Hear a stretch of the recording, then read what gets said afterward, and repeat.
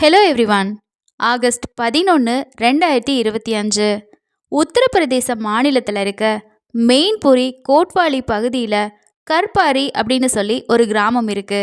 இந்த கிராமத்தை சேர்ந்த விவசாயிகள் காலையில் அவங்களோட வேலைகளை செய்கிறதுக்காக அவங்களோட வயலுக்கு போய்கிட்டு இருந்திருக்காங்க. அப்போது அந்த ஊருக்கு ஒதுக்குப்புறமாக இருக்கக்கூடிய ஒரு குளத்துக்கு பக்கத்தில் ஒரு புதர் இருந்திருக்கு. அந்த புதரில் ஒரு பெண்ணோட சடலம் கிடக்கிறத பார்த்து அந்த விவசாயிகள் எல்லாமே ரொம்பவே ஷாக் ஆகுறாங்க. அவங்களுக்குள்ள, யாருப்பா இந்த பொண்ணு, இப்படி இங்கே வந்து கொலை பண்ணி போட்டுட்டு போயிருக்கானுங்க, நம்ம ஊர் மாதிரி இந்த பொண்ணை பார்த்தா தெரியலையே, யாரா இருக்கும்னு சொல்லி அவங்களுக்குள்ள பேச ஆரம்பிக்கிறாங்க.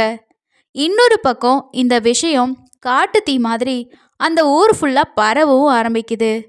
ஊரில் இருக்க எல்லாருமே அந்த இடத்துக்கு வந்துடுறாங்க. அந்த ஸ்பாட்டுக்கு வந்த மக்கள் எல்லாமே அதிர்ச்சியாக அவங்களுக்குள்ளேயே பேசிகிட்டு இருக்கப்பதான் அந்த ஊரோட தலைவர் போலீஸ் ஸ்டேஷனுக்கு கால் பண்ணி, எங்கள் ஊரில் இந்த மாதிரி ஒரு சம்பவம் நடந்திருக்கு, உடனே கிளம்பி வாங்க சார்னு சொல்கிறாரு. தகவல் கிடைச்ச மெயின்புரி கோட்வாலி போலீஸ் இன்ஸ்பெக்டர் ராஜேந்திர சிங் தன்னோட போலீஸ் டீம் கூட அந்த கிராமத்துக்கு வந்துடுறாரு.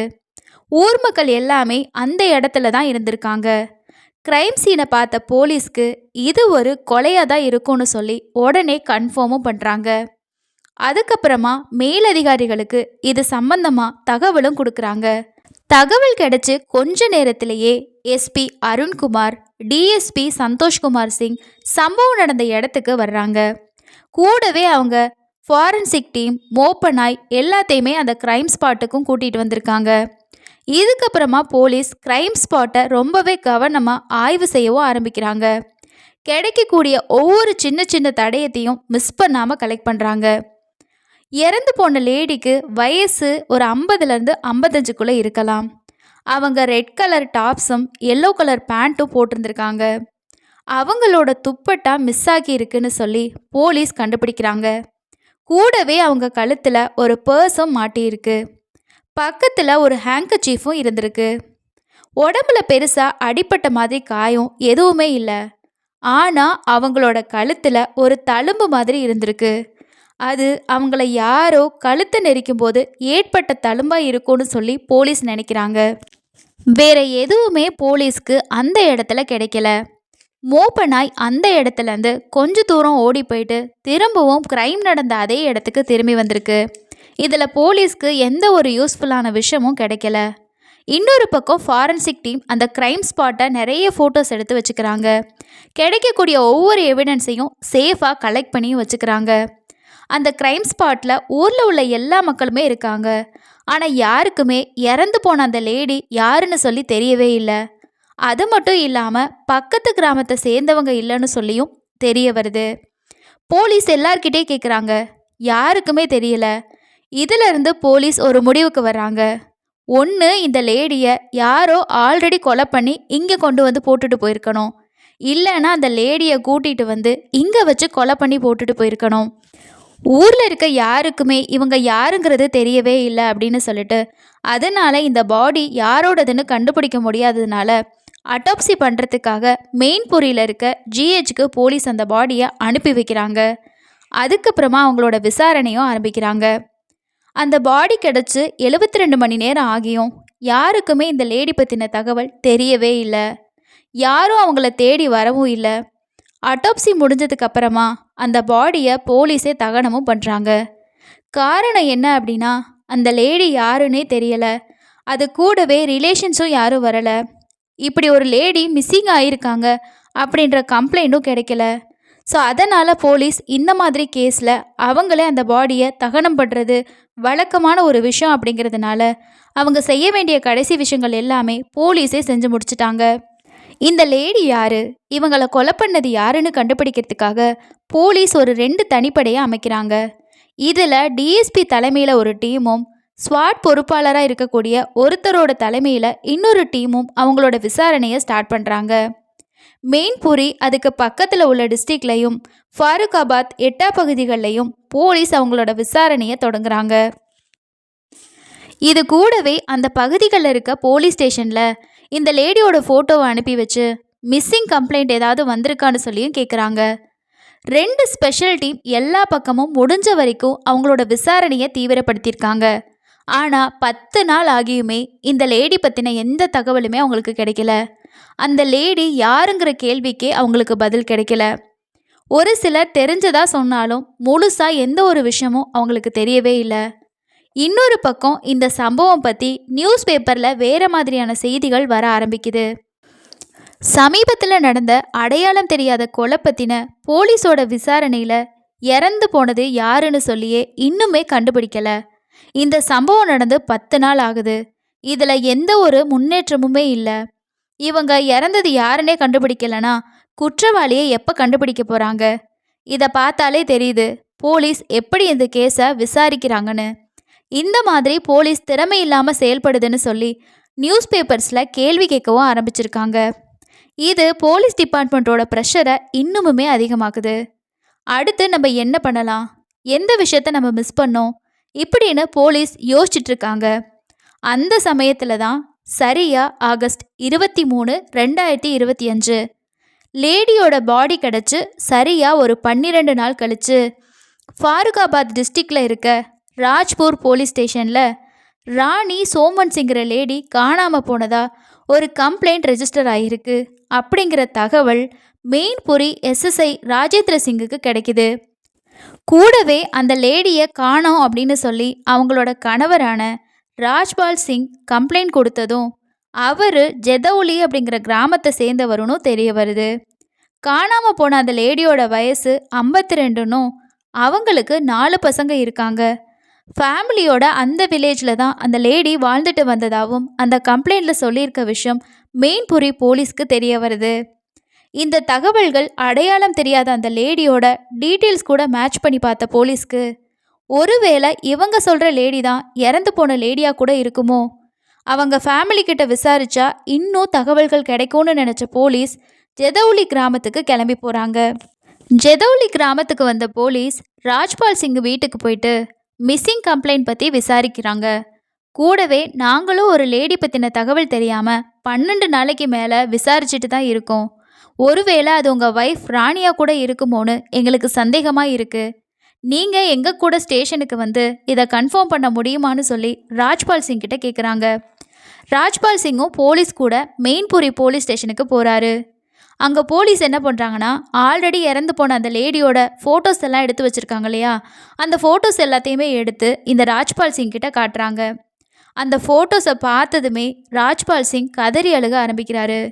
சார், இது என்னோட ஒய்ஃப் தான். அவள் எப்படி இறந்து போனா? யார் அவளை கொலை பண்ணது? அவள் இறந்தது எனக்கு தெரியவே இல்லையே. அவளோட பாடியை பார்க்கணுன்னு போலீஸ்கிட்ட ஒரு கணவராக தன்னோட வேதனையை வெளிப்படுத்தியிருக்காரு. போலீஸ் அவரை ஆறுதல் படுத்திட்டு, உங்கள் ஒய்ஃபு எப்போ வீட்டை விட்டு போனாங்க? கடைசியாக அவங்க யாரை பார்க்க போனாங்க? அந்த ஊரில் உங்களுக்கு ரிலேட்டிவ்ஸ் எல்லாம் இருக்காங்களா?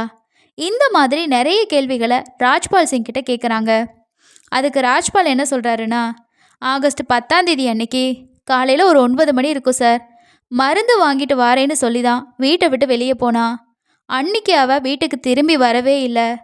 அவகிட்ட ஃபோன் இருக்குது. அதுக்கு நான் கால் பண்ணி பார்த்தேன். ஆனால் அவளோட ஃபோனு சுவிட்ச் ஆஃப்னு தான் வருது. நானும் நிறைய டைம் அவளுக்கு ட்ரை பண்ணி பார்த்துட்டேன். அவளோட ஃபோனு சுவிட்ச் ஆஃப்லே தான் இருக்குன்னு சொல்லியிருக்காரு. இதை கேட்ட போலீஸ் அடுத்ததாக என்ன கேட்குறாங்கன்னா, உங்களுக்கு ஊரில் யாராவது எதிரிகள் இருக்காங்களா? ஒய்ஃப்க்கு யார் கூடயாவது சண்டை இந்த மாதிரி எதுவும் இருக்கான்னு கேட்குறாங்க. அதுக்கு ராஜ்பால் என்ன சொல்கிறாருன்னா, சார், நான் ஒரு விவசாயி. எனக்கும் வயசாகிருச்சு. அதோட ஊரில் நாங்கள் யார்கிட்டையும் எந்த பிரச்சனையும் பண்ணிக்கிறதில்ல. அந்த மாதிரி எங்களுக்கு யார்கிட்டையும் பகையும் இல்லைன்னு சொல்கிறாரு. இதை வச்சு போலீஸ் ஒரு முடிவுக்கு வராங்க. முன்விரோதம் காரணமாக இந்த கொலை நடந்திருக்கிறதுக்கு வாய்ப்பு ரொம்ப கம்மி தான். ஒருவேளை இந்த லேடிக்கு யார் கூடயாவது ஏதாவது எஃப்ஐஆர் எதுவும் இருந்திருக்குமோ, அதனால இந்த கொலை நடந்திருக்குமோன்னு சொல்லி யோசிக்க ஆரம்பிக்கிறாங்க. ஒருவேளை நாம் யோசிக்கிற மாதிரி இந்த மாதிரியும் இருக்கலாம். இல்லைன்னா அந்த லேடிக்கிட்ட இருந்து யாராவது நகையோ பணத்தையோ கொள்ளையடிக்கிறதுக்காக கூட இந்த கொலை நடந்திருக்கலாம் அப்படிங்கிற ஆங்கிள்லையும் போலீஸ் யோசிக்க ஆரம்பிக்கிறாங்க. அதுக்கப்புறமா ராஜ்பால் கிட்ட ராணியோட மொபைல் நம்பரை வாங்கின போலீஸ் அவங்களோட கால் ஹிஸ்ட்ரியை எடுக்கிறாங்க. கடைசியாக அவங்க யார் கூட பேசினாங்க, எந்த லொக்கேஷனில் அவங்களோட ஃபோனு சுவிட்ச் ஆஃப் ஆச்சு, இந்த மாதிரி A to Z எல்லா டீட்டெயில்ஸையுமே போலீஸ் எடுத்து பார்க்குறாங்க. அப்போ தான் ஒரு முக்கியமான க்ளூவே போலீஸ்க்கு கிடைக்குது. இது இந்த ராணிக்கு எந்த மாதிரி பழக்க வழக்கம்லாம் இருக்குன்னு சொல்லி எல்லாருக்குமே தெரியவும் வருது. 52 வயசாகக்கூடிய ராணி அடிக்கடி ஒரு நம்பர் கூட பேசிட்டு இருந்திருக்காங்க. அந்த நம்பர் கூட தான் கடைசியாக பேசியும் இருக்காங்க. அந்த மொபைல் நம்பர் இவங்க ஃபேமிலியில் இருக்கக்கூடிய யாரோட ஏதாவது இருக்குமான்னு சொல்லி போலீஸ் கேட்குறாங்க. ஆனால் அவங்க ஃபேமிலியில் இருக்க யாரோட மொபைல் நம்பரும் அது கிடையாது. அப்போது அந்த நபர் யார், என்ன பேசினாங்க, இவங்களுக்குள்ள என்ன ஒரு ரிலேஷன்ஷிப் இருக்குது, இதை தெரிஞ்சுக்க அந்த நம்பரோட ஓனர் பற்றின டீட்டெயில்ஸை போலீஸ் கலெக்ட் பண்ணுறாங்க. அந்த நபர் கிஷோர்பூர் அப்படிங்கிற கிராமத்தை சேர்ந்த 25 வயசாகக்கூடிய அருண் சிங் அப்படின்னு தெரிய வருது. உடனே அருணை விசாரிக்கிறதுக்காக போலீஸ் அவனோட கிராமத்துக்கு போகிறாங்க. அருணோட வீட்டில் அவங்க அப்பாவான முன்னா ராஜ்பூத் மட்டும்தான் இருந்திருக்காரு. அவர்கிட்ட போயிட்டு உங்கள் பையன் அருண் எங்க, நாங்கள் அவனை விசாரிக்கணும் அப்படின்னு சொல்லி போலீஸ் கேட்குறாங்க. அதுக்கு அவர் என்ன சொல்கிறாரு அப்படின்னா, அருண் இங்கே இல்லை, அவன் ஹரியானாவில் குருகிராமில் தங்கி தான் டேங்கர் லாரி ஓட்டிகிட்டு இருக்கான், எப்பயாவது லீவுக்கு மட்டும்தான் ஊருக்கு வருவான்னு சொல்லி சொல்கிறாரு. இதை கேட்டதுமே போலீஸ் குருகிராமில் எங்கே இருக்கான் அப்படிங்கிற தகவலை அவங்க அப்பா கிட்ட எல்லாமே வாங்கிடுறாங்க. அதுக்கப்புறமா போலீஸோட ஒரு டீமை குருகிராமுக்கு அனுப்பி வைக்கிறாங்க. சரியாக செப்டம்பர் 1, 2025 அன்னைக்கு அருணை போலீஸ் அங்கே குருகிராமில் வச்சு அரெஸ்ட்டும் பண்ணுறாங்க. அதுக்கப்புறமா விசாரணைக்காக மைன்புரி போலீஸ் ஸ்டேஷனுக்கு கூட்டிகிட்டு வர்றாங்க.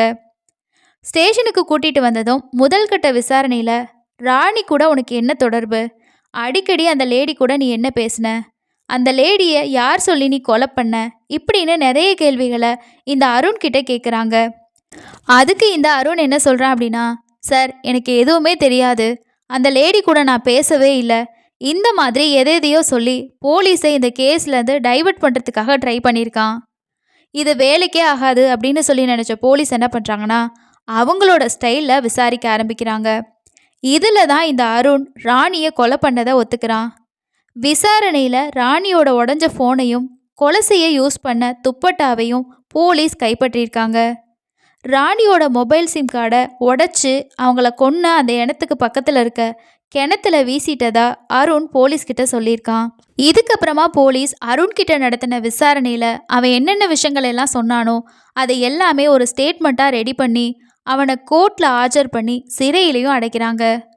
கூடவே ஒரு ப்ரெஸ் மீட்டையும் அரேஞ்ச் பண்ணி இந்த கேஸை நாங்கள் எப்படி கண்டுபிடிச்சோம், எதனால இந்த அருண் ராணியை கொலை பண்ணா அப்படிங்கிற எல்லா விஷயத்தையுமே போலீஸ் ப்ரெஸ் கிட்ட சொல்கிறாங்க.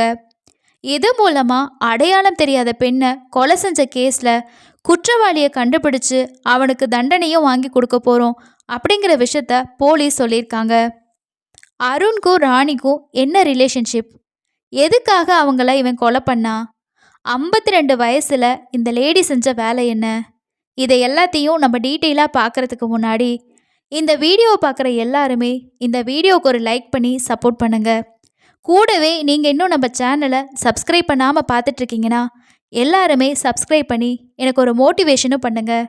உங்களோட ஒவ்வொரு சப்போர்ட்டும் இன்னும் நிறைய வீடியோஸை போஸ்ட் பண்ணுறதுக்கு ரொம்பவே யூஸ்ஃபுல்லாக இருக்கும். அருண் போலீஸ்கிட்ட சொன்ன விஷயங்கள் என்னென்ன அப்படின்னு சொல்லி பார்க்கலாம். ராஜ்பால் சிங்கோட சொந்த ஊர் ஃபாருகாபாத் டிஸ்ட்ரிக்டில் இருக்க ஜெதௌலி கிராமம்தான். பல வருஷத்துக்கு முன்னாடி இவருக்கும் ராணிக்கும் கல்யாணமாகிருக்கு. இவங்க 2 பேரும் கல்யாணமாகி அதே ஊரில் தான் வாழ்ந்துட்டும் இருந்திருக்காங்க. இந்த தம்பதிக்கு 4 குழந்தைங்க இருக்காங்க. அதில் 2 பசங்க 2 பொண்ணுங்க. ராஜ்பாலுக்கு ஊரில் சொந்தமாக சில ஏக்கர் நிலம் இருக்குது. அதில் விவசாயம் பார்த்து தான் தன்னோட ஃபேமிலியை அவர் பார்த்துக்கிறாரு. இவங்க ஓரளவுக்கு வசதியான ஒரு ஃபேமிலி தான். ரொம்ப கஷ்டப்படக்கூடிய குடும்பம்னு சொல்ல முடியாது. எல்லா வசதியோடையும் வாழக்கூடிய ஒரு ஃபேமிலியாக தான் ராஜ்பால் சிங்கோட ஃபேமிலி இருந்திருக்கு. ராஜ்பால் சிங் பெருசாக படிக்கலை. சின்ன வயசுலேருந்தே அவர் விவசாயம் தான் பார்த்துட்ருக்காரு. இதுக்கு அப்படியே ஆப்போசிட் தான் இவங்க ஒய்ஃபு ராணி. அவங்க +2 வரைக்கும் படிச்சிருக்காங்கன்னு விசாரணையில் தெரிய வந்திருக்கு. அவங்க எப்போவுமே நீட்டாக ட்ரெஸ் பண்ணி ஆடம்பரமாக தான் இருப்பாங்க. அவங்க எப்படி விருப்பப்படுறாங்களோ அப்படி தான் வாழ்ந்துட்டும் இருந்திருக்காங்க. தான் இஷ்டப்பட்டதையெல்லாம் செய்யணும், தான் இஷ்டப்பட்ட மாதிரி தான் வாழணுன்ற ஒரு மைண்ட் செட்லேயே இந்த ராணி இருந்திருக்காங்க. 4 பிள்ளைகளும் பெருசாக வளர்ந்ததுக்கு அப்புறமா கூட ராணிக்கு தான் இளமையா இருக்கிறதா ஒரு எண்ணம் அவங்க மனசுக்குள்ள இருந்துக்கிட்டே இருந்திருக்கு.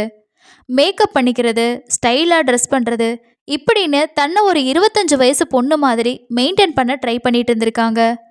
கூடவே தன்னோட தனிப்பட்ட ஆசைகளை கணவர் புரிஞ்சுக்கலன்னு ஃபீல் பண்ணவும் ஆரம்பிச்சிருக்காங்க. சில சமயங்களில் அவங்க என்ன நினைப்பாங்கன்னா, நம்ம ஒரு இன்னொரு கல்யாணம் பண்ணிக்கிட்டா நம்மளோட வாழ்க்கை இன்னும் சந்தோஷமாக இருக்குமோ அப்படின்னு யோசிக்கவும் ஆரம்பிச்சிருக்காங்க. யாரை கல்யாணம் பண்ணிக்கிறது? சின்ன வயசு பசங்களாக இருந்தால் நமக்கு சந்தோஷம் கிடைக்கும், வயசான ஆளாக இருந்தா ஒன்றும் பண்ண முடியாதுன்னு ராணி யோசிக்கிறாங்க. தனக்கு அப்படி ஒரு வாழ்க்கை அமைஞ்சிராதான்னு சொல்லி கனவு காணவும் ஆரம்பிச்சிருக்காங்க. ராஜ்பால் சிங் காலையில் வயலுக்கு போனாருன்னா நைட்டுக்கு தான் வீட்டுக்கு வருவார். அவங்க பசங்களும் அவங்கவுங்க வேலையை பார்க்க போயிடுவாங்க. அதனால வீட்டில் வேலை நேரம் போக மீதி நேரத்தை மொபைல் ஃபோனில் ஸ்பெண்ட் பண்ண ஆரம்பிச்சிருக்காங்க ராணி. இன்ஸ்டாகிராமில் ஒரு அக்கௌண்ட் ஓப்பன் பண்ணி அதில் தன்னோட ஃபோட்டோஸை ஃபில்டர்ஸை யூஸ் பண்ணி இளமையாக அழகாக இருக்க மாதிரி போஸ்ட் பண்ணவும் ஆரம்பிச்சிருக்காங்க. டெய்லியும் விதவிதமாக ஃபோட்டோஸ் எடுத்து அதை எடிட் பண்ணி இன்ஸ்டாகிராமில் போஸ்ட் பண்ணிட்டு இருந்திருக்காங்க. நம்மளோட ஃபோட்டோஸை பார்த்து யாராவது நமக்கு ரிக்வெஸ்ட் கொடுப்பாங்க, அவங்க கூட நம்ம ஆசைப்பட்ட எல்லாத்தையுமே செய்யலான்னு சொல்லி தினமும் வெயிட் பண்ணிட்டும் இருந்திருக்காங்க. நாட்கள் இப்படியே போய்கிட்டே இருந்திருக்கு. ராணி தன்னோட வேலையை மும்மரமாக பார்க்குறாங்க. டெய்லியும் ஃபோட்டோ எடுக்கிறது, அதை ஃபில்டர்ஸை யூஸ் பண்ணி அழகாக எடிட் பண்ணி போஸ்ட் பண்ணுறது, இந்த மாதிரி அவங்க செஞ்சுட்டே இருந்திருக்காங்க. ஒரு நாள் ராணியோட ஃபோட்டோவை பார்த்து இம்ப்ரெஸ் ஆன அருண், இந்த பொண்ணு தான் என்னோட கனவு கண்ணின்னு நினச்சி ஒரு ஃப்ரெண்ட் ரிக்வெஸ்ட்டையும் கொடுத்துருக்காரு. இத்தனை நாளாக நம்ம இதுக்கு தானே காத்துட்ருந்தோன்னு நினச்ச ராணியும் உடனே அந்த ஃப்ரெண்ட் ரிக்வெஸ்ட்டை அக்செப்ட் பண்ணுறாங்க. ஏன்னா அருண் பார்க்குறதுக்கு சின்ன பையனாக இருக்கான். நம்ம நினச்ச மாதிரியே எல்லாமே அருண்கிட்ட இருக்குன்னு அவங்க ப்ரொஃபைல் பார்த்ததுமே புரிஞ்சுக்கிறாங்க. ஸோ அதனால தான் ரிக்வெஸ்ட் வந்ததுமே உடனே அவங்க அக்செப்டும் பண்ணியிருக்காங்க. அடுத்ததாக 2 பேருமே இன்ஸ்டாகிராமில் சேட் பண்ணவும் ஸ்டார்ட் பண்ணுறாங்க. இந்த அருணோட சொந்த ஊர் கிஷோர்பூர் வில்லேஜு.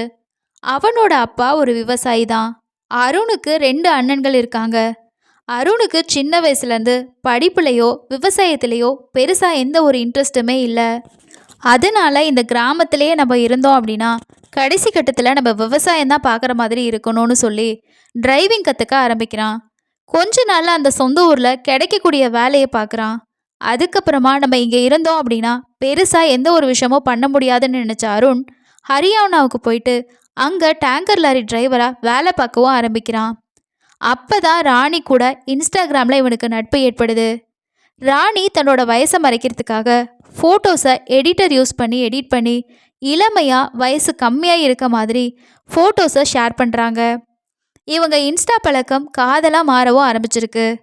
1 வருஷமாக சோஷியல் மீடியாவில் இவங்களோட காதல் தொடரவும் ஆரம்பிச்சிருக்கு. படிப்படியாக இவங்க இன்ஸ்டாகிராம் சேட்டு வாய்ஸ் காலாகவும் மாற ஆரம்பிக்குது. அதுக்கப்புறமா 2 பேரும் அவங்களோட ஃபோன் நம்பரை ஷேர் பண்ணிக்கிட்டு கால் பண்ணி பேசவும் ஆரம்பிக்கிறாங்க. நைட் டைமில் ராணி அருணுக்கு கால் பண்ணி பேசுகிறத ரெகுலராக செய்ய ஆரம்பிக்கிறாங்க. இது அவங்க வீட்டில் இருக்க யாருக்குமே தெரியாது. ஏன்னா ராஜ்பால் சிங் நைட்டுக்கு வந்தார் அப்படின்னா நைட்டு வீட்டில் சாப்பிட்டுட்டு தூங்க போயிடுவார். அவங்க பசங்களும் அவங்கவுங்க வேலையை பார்த்துட்டு இருந்திருக்காங்க. அதனால தன்னோட அம்மா என்ன பண்ணுறாங்க அப்படிங்கிறது அவங்க வீட்டில் இருக்க யாருக்குமே தெரியாது. இதுக்கப்புறமா ஃபோனில் பேசிகிட்டு இருந்த 2 பேருக்கும் நேரில் சந்திக்கணும் பேசணும் அப்படிங்கிற ஆசை வருது. அந்த ஆசை முதல்ல அருணுக்கு தான் வருது. தன்னோட ஆசையை அவன் ராணிக்கிட்டேயும் சொல்கிறான். அவங்க என்ன சொல்கிறாங்க அப்படின்னா, உன்னை பார்க்கணுன்னு நானும் ஆசையாக தான் இருக்கேன், எப்போ வேணாலும் நீ வா அப்படின்னு சொல்கிறாங்க. இது சொல்லி ஒரு 3 நாள்லையே ஹரியானாலேருந்து கிளம்பி ஃபாருக்காபாத்துக்கு அருண் வர்றான்.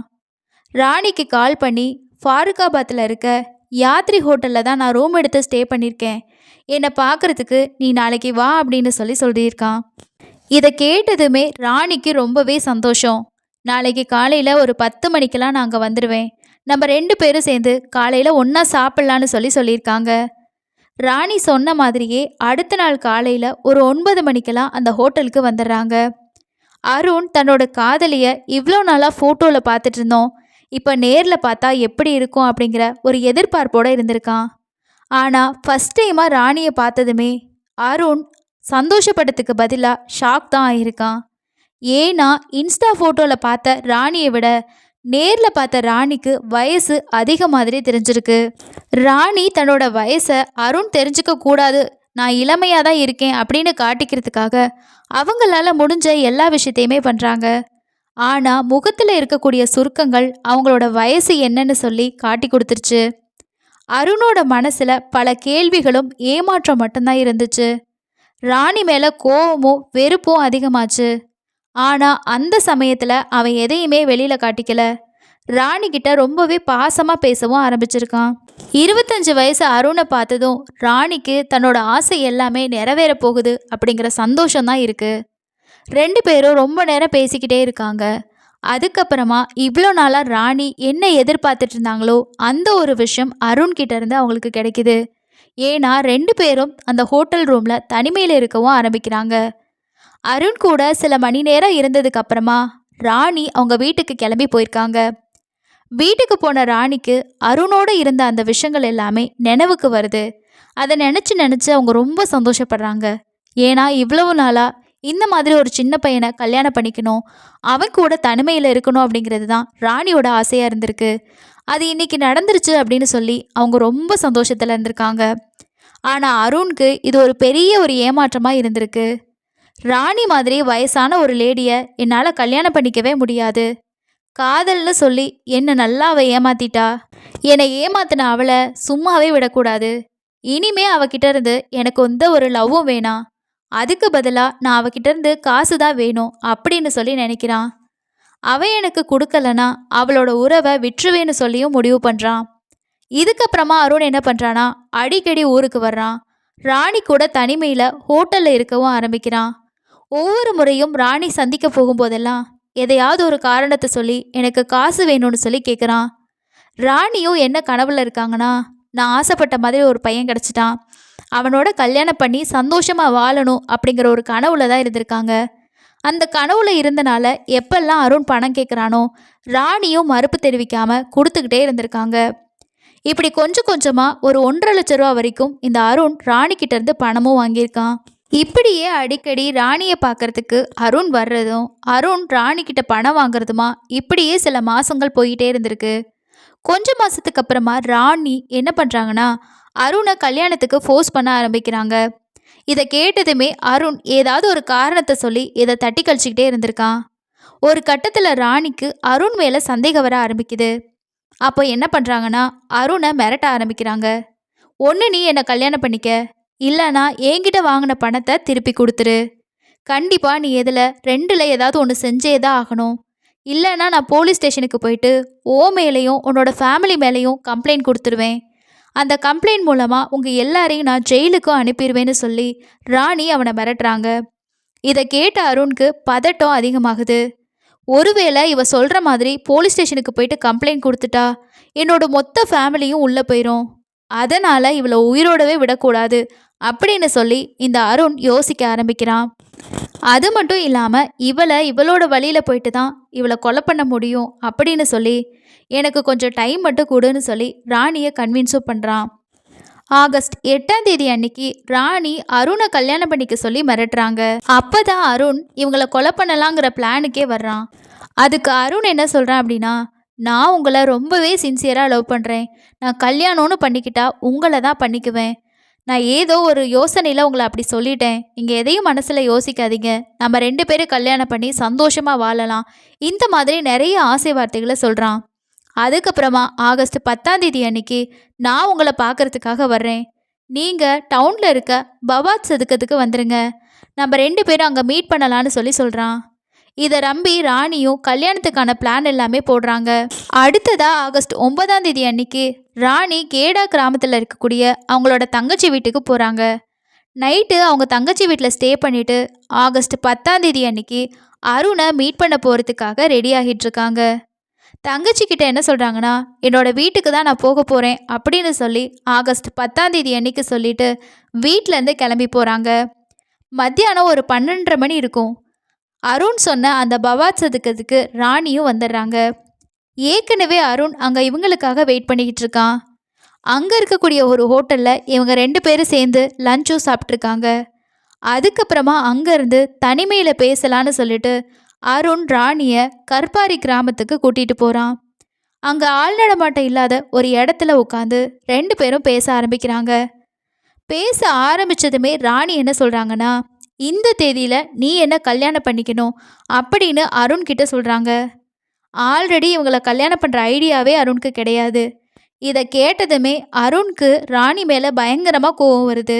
இதுக்கு மேலேயும் இவளை விட்டு வச்சோம் அப்படின்னா கண்டிப்பா இவளை நம்ம டார்ச்சர் பண்ணி நம்மள ஒரு வழி பண்ணிடுவா. அதனால இவளை விடவே கூடாதுன்னு சொல்லிட்டு ராணி போட்டிருந்த துப்பட்டாவை பிடிச்சி அவங்களோட கழுத்தை இறுக்க ஆரம்பிக்கிறான். ராணி அதே இடத்துல துடி துடிச்சு இறந்து போகிறாங்க. அவங்க இறந்து போனதை கன்ஃபார்ம் பண்ணதும் அவங்கள கொலை பண்ண யூஸ் பண்ண அந்த துப்பட்டாவை எடுத்து பக்கத்தில் இருந்த ஒரு மரத்துக்கு கீழே ஒரு குழி தோண்டி அதுக்குள்ளே போட்டு மூடி வச்சிடுறான். அதுக்கப்புறமா பாடியை முன்னாடியே போட்டு போயிட்டோம் அப்படின்னா யாராவது பார்த்து அது போலீஸ்க்கு சொல்லி நம்ம மாட்டிக்குவோம் அப்படின்னு நினச்சி ராணியோட பாடியை தரன்னு இழுத்துட்டு போயிட்டு பக்கத்தில் இருந்த ஒரு புதரில் போட்டிருக்கான். அதுக்கப்புறமா அவங்களோட ஃபோனை எடுத்து அதில் இருந்த சிம் கார்டை உடச்சி கிணத்துல வீசிட்டு ஃபோனை எடுத்துக்கிட்டு அங்கேருந்து தப்பிச்சு ஹரியானாவுக்கு போயிருக்கான்.